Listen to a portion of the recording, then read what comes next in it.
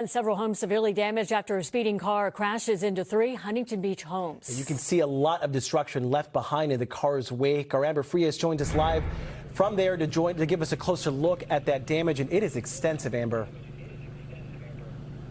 That's right, Jonathan, Kathleen. So that car was traveling northbound on Newland near Yorktown Avenue when it veered off the roadway, came onto the front yard of some of the homes here that are alongside the roadway. It knocked down a tree in its path. It then crashed into this gray home you see right behind me. This home actually sustained the most damage, and then it ended up in the home right next to it, that other gray home you see behind me. Now, we have been able to speak with the people who live in that second home behind me. The woman who lives there is actually here right now. She is dealing with an electrician. She says all her utilities were shut off and she has not been able to stay in her home since last night. But here's more on what she had to say.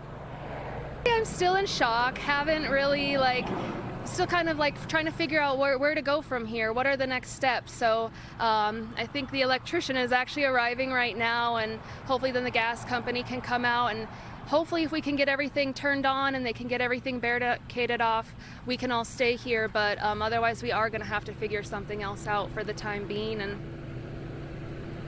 So she told us she lives with her grandmother and her grandmother's caretaker. She says luckily both are on vacation and she was at work at the time of the crash.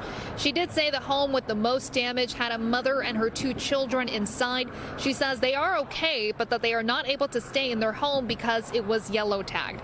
She also shared the woman had just bought and moved into the home last month. Now, according to Huntington Beach police, the crash happened around 10:40 last night. They say the driver of the car was a 17-year-old boy with an 18-year-old passenger. Police say both reported pain after the crash and were taken to the hospital. No other injuries were reported. Police say the driver was traveling at a high rate of speed, but drugs or alcohol were not a factor.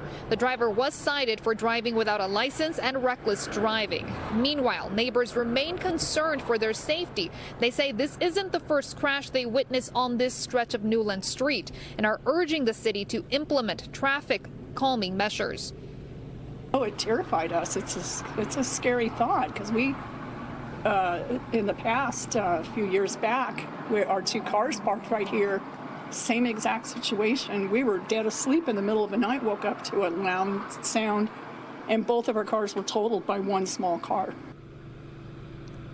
And we did reach out to the city to express these concerns that neighbors shared with us. We have not heard back from them yet. Now, from being here, I can tell you cars do drive really fast down this stretch of Newland. There's actually a part of the street here in this area between 2 streetlights where it's a half-mile stretch with no stop signs. And neighbors tell us they believe that drivers take advantage of this area to speed. Reporting live from Huntington Beach, Amber Frias, NBC4 News.